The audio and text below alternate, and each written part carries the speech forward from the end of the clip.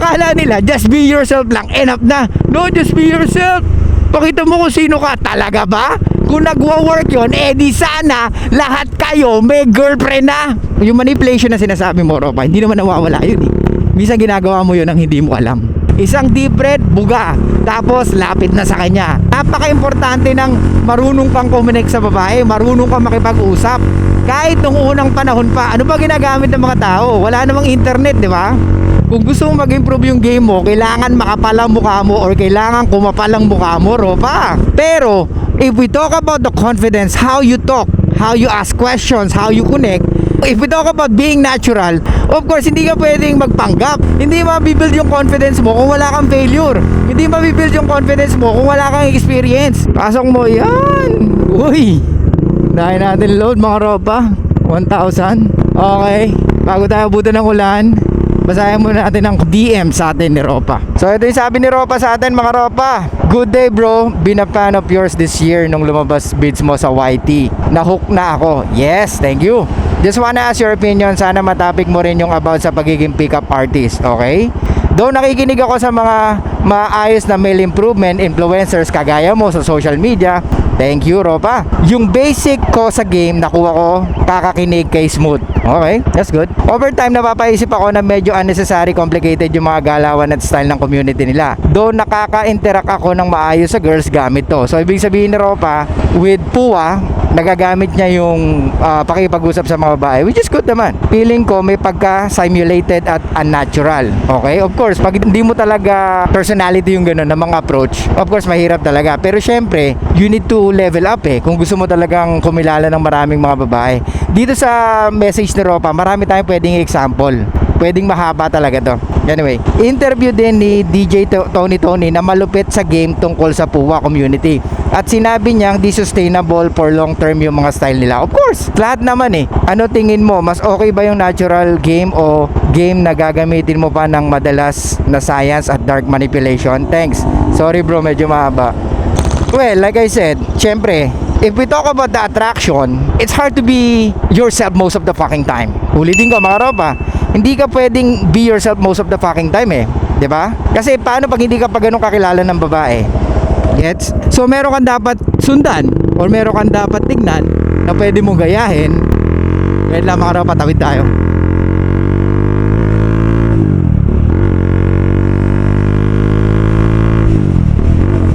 So dapat lagi ka may baseline, 'di ba? Kung paano yung or meron kang guidelines na pwede mo sundan at pwede mong gayahin. Kagaya nung Pua, kung tingin mo makakatulong sa iyo, gawin mo. 'Di ba? At kung talagang ito yung sinasabi mo na nakakakausap ka ng mga babae using yung pick-up line or yung ganong style, then tuloy mo lang, 'di ba? Wag mo alisin 'yon. Kasi pag binago mo 'yun ng 180 degrees, pwedeng manibago ka, 'di ba? Syempre, gawin mo muna kung ano yung nakasanayan mo. Tapos, unti-unti, magpasok ka ng bago. Gets? Kasi yung Pua talaga, of course, hindi naman talaga long term yan, mga Ropa. Of course, pang ano lang yan, pang starter lang yan, di ba? Hindi mo pwedeng gawin na puro ganun ka all the way. Kasi ang ano dito is, you need to break the ice, kagaya ng sabi ko, di ba? Meron tayong 3-second rules. At meron tayong 10-second rule. Di ba? You need to break the fucking ice. And 3-second rules, you need to go and ask her. Di ba? Kailangan mo nang kausapin yung babaeng gusto mo na nakita mo. Hindi ka pwedeng maraming reasons. Hindi pwede na parang aaligid-aligid ka, parang kang aso. Gets? Yung sinasabi nilang orbiter na yan. Hindi pwedeng lagi mo titig, check muna, check. Hindi ganun mga Ropa. Most of the time, you need to dive in. There's no such thing as ready ka na, confident ka na. Hindi mabibuild yung confidence mo kung wala kang failure. Hindi mabibuild yung confidence mo kung wala kang experience. You need to do it now. Kaya yung mga Ropa ko dyan na talaga nagko-contemplate pa or may ang dahil pang iniisip kung tutuloy niya yung pag-message dun sa babae, message mo na ngayon. Diba? Kung ganyan pa lang yung kaya mo, di message mo na. Pero like I said, hanggat maaari, sunggapan mo, kausapin mo. Kasi yung message na yan, oo, pwedeng maganda yung pwede mo sabihin kasi makakakonstruct ka ng mga gusto mo sabihin sa kanya. Pero the problem is, paano kayo magkakaroon ng connection? Okay lang may message na ano mo siya, pwedeng ma-stimulate mo yung attention niya, but not her fucking emotions. Gets?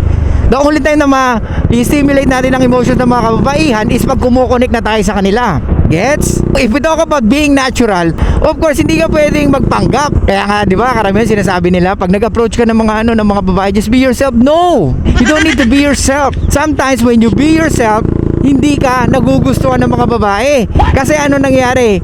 Feeling close ka. Yun ang nakikita nila. Pero, if we talk about the confidence, how you talk, how you ask questions, how you connect, yun ang kaibahan mo sa iba na nagpi-pick up line. Gets? Mga ropa, kaya nyo yan. Maniwala kayo sa akin. Tsaka stop thinking too much. Kung tingin mo hindi masyadong natural, then don't do it. Diba? Pero like I said, you will learn from it. There's no perfect approach. There's no guaranteed na makukuha mo yung attention ng isang babae pag talagang umapproach ka na. There's no guaranteed na pag in-approach mo isang babae, makukuha mo na yung attention niya. Hindi ganun, ropa. But you need to try. Diba? Failure and rejection is part of the game. Hindi ka pwede na magpe-play safe lagi. Hindi ka pwede na mag-overthink lagi. Hindi mo pwedeng isipin na ano kaya gagawin ko next. Ito kasi hindi nag-work sa iba eh. Ito kasi hindi nag-work dun sa isa eh. O ibig sabihin ba nun, hinto ka na? No! Baka sa iba mag-work yan, ropa. Diba? You can try again. At least 3 times. Pag hindi nag-work sa 3, ibig sabihin, there must be something wrong sa pag-approach mo. Diba? Pwedeng mayabang ka, pwedeng nanginginig ka, pwedeng you are parang nahihiya ka. Kasi may ganun mga ropa. Hindi sa lahat ng oras, kala mo mawawala yung kaba mo, nandyan yan. Ikaw nga, kakilala mo na sa office nyo, di ba? Let's say office nyo, Christmas party, or let's say meeting.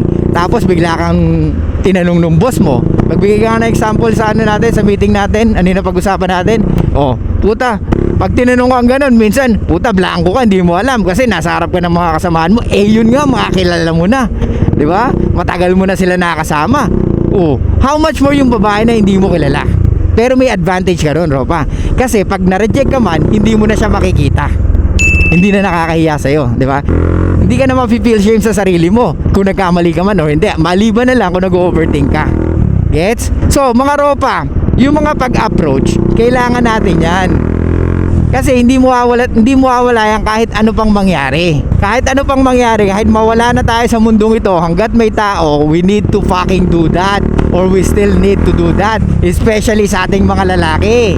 Okay? Stop being fucking shy. Kung gusto mong mag-improve yung game mo, kailangan makapal ang mukha mo or kailangan kumapal ang mukha mo, ropa.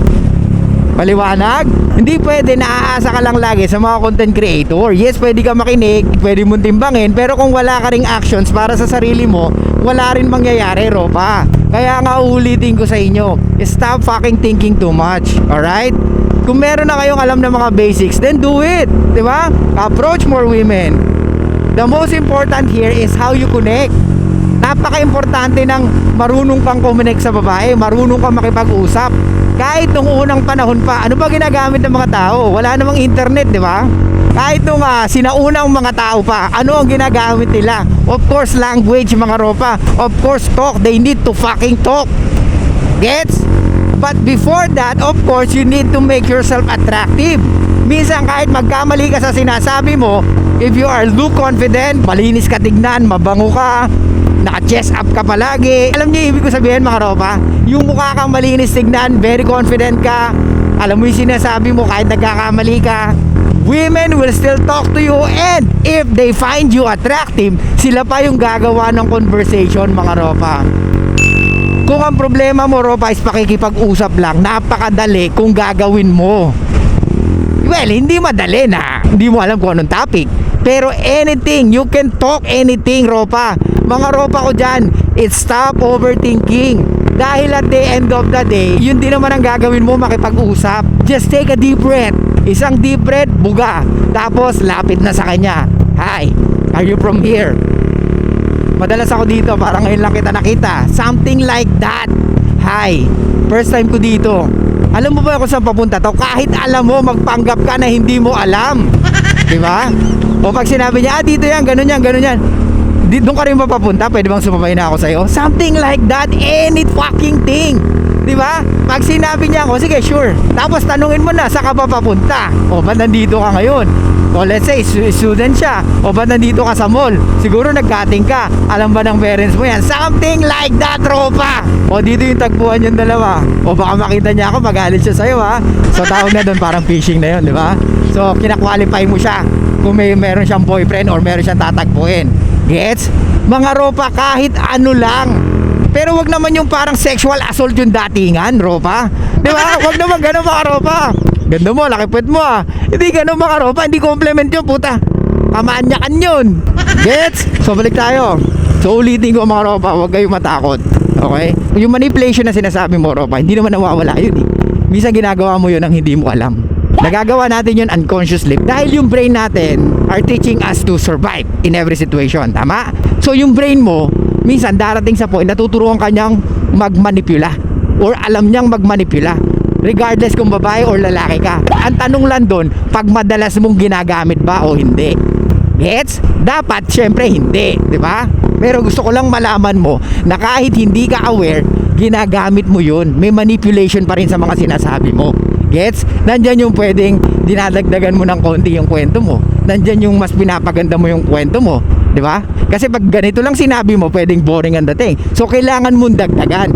So it's like manipulation. Gets? Pero hindi naman siya ganun kasama na iniisip ng iba like push and pull, manipulation daw yun. Tanginang yan. Binibigyan mo nga ng chance yung babae na isipin niya kung gusto ka ba niya talaga o hindi, di ba?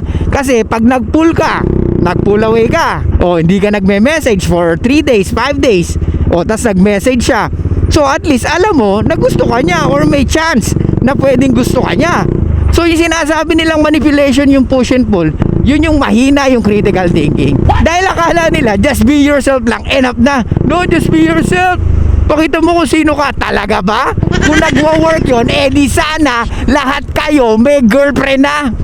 Di sana bumibilang na kayo ng mga babae, mga ropa.